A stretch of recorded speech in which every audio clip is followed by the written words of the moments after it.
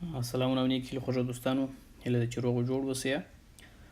بیا هم ستاسې په خدمت کې یم د 10م درس سره. زموږ ستاسې تیر درس Lektion 9 و das Personalpronomen، چې په هغه کې موږ ضمایر زده کړه چې زه، ته، هغه یا دی، موږ، تاسې او هغوی. نن 10م درس دی یا Lektion 10 das Präsens او schwache Verben. د فعل د استفاده کولو لپاره په پښتو او فارسي ژبه کې د ضمیر راوړل مهمه خبره نه ده، یعنی ضرور نه ده. د مثال په ډول زه کار کوم او بیا وایم چې کار کوم. زه مکتب ته ځم یا مکتب ته ځم، دواړه یو شی دي. یعنی دا مهمه نه ده چې زه باید ورسره ووایو. صحیح خبره؟ خو په الماني ژبه کې دا ضروری خبره ده چې د فعل سره باید ضمیر سړی راولي. کار کولو ته وایي arbeiten، او باید وایي چې ich arbeite. صحیح؟ ضمیر راوړل مهمه ده پکښې کې. او دا فعل چې دی د هر ضمیر سره په جلا فورم کې کاریږي، یعنی هر ضمیر ته دی ځان ته شکل اخلي. صحیح؟ لکه موږ تاسې لرو کار کوم، کار کوي، کار کوي. زما دپاره راځي چې زه خپل ځان یاد کړم کوم، ستا دپاره راځي ته کوې، کوي، کوو. صحیح؟ په دې ډول په الماني کې هم دغسې دی، د هر ضمیر دپاره په هغه شکل ورب جوړیږي یا فعل جوړیږي. نو اوس راځو نننی درس مو دغه دی. لومړنی ورب چې په پریزنس کې استفاده کوو machen. صحیح؟ machen دی. machen څه رقم جوړ کو، د کم ضمیر سره په څه ډول باندې استفاده کو. د اسانه طریقې لپاره موږ اخلو د اخري ان چې دی دا ځینې لرې کوو یا حذفوو یا فکر کوو. صحیح؟ نو شته کوو مخ. د ایش دپاره ای ورسره اضافه کوو. د دو دپاره st، ایزی اس دپاره صرف ت، د وی دپاره اصلي شکل د فعل راولو.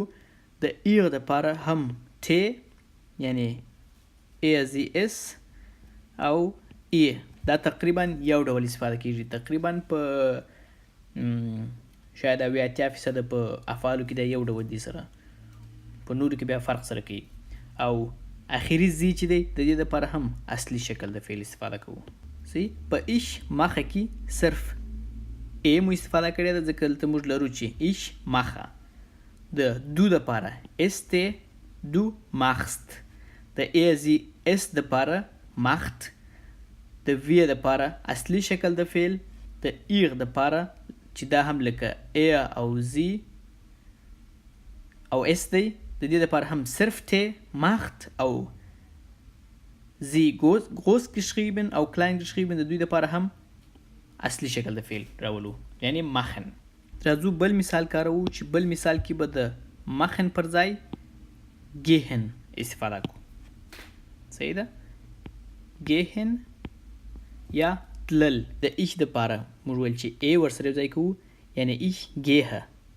صحیح؟ د دو دپاره st ورسره یو ځای کوو، du gehst. د ای زی اس دپاره صرف ت، geht، صرف ت ورسره یو ځای کوو. وی اصلي فعل چې هر شی وي چې دلته gehen دی، خپله هغه gehen دی. د ایر دپاره یعنی تاسې هم ت ورسره یو ځای کوو، چې دا په اکثرو افعالو کې د ای زی اس پر رقم دی. او زی د دوی دپاره هم اصلي شکل د فعل استفاده کوو. راځو دریم مثال کاروو چې دریم مثال کې دی fragen. ich frage، یعنی یوه ای په اخره کې. د fragen څخه موږ تاسې مخکې دا دوه اخري توري یعنی ای او ان حذف کړل. ich frage، du fragst، er sie es fragt. د وی دپاره اصلي شکل د فعل یعنی چې هغه فراګن دی د ihr دپاره بیا هم ت په اخر کې ihr fragt او sie fragen.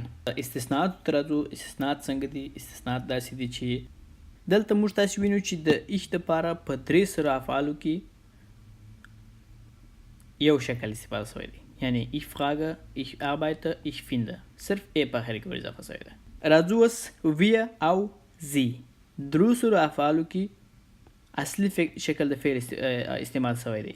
د فعل پیژندل چې کوم فعل موږ باید استفاده کو په کوم فارم کې هغه اسانه چې دی هغه wir او sie دی. اوس پاتې سو du، er، sie، es او ihr. اول راځو du.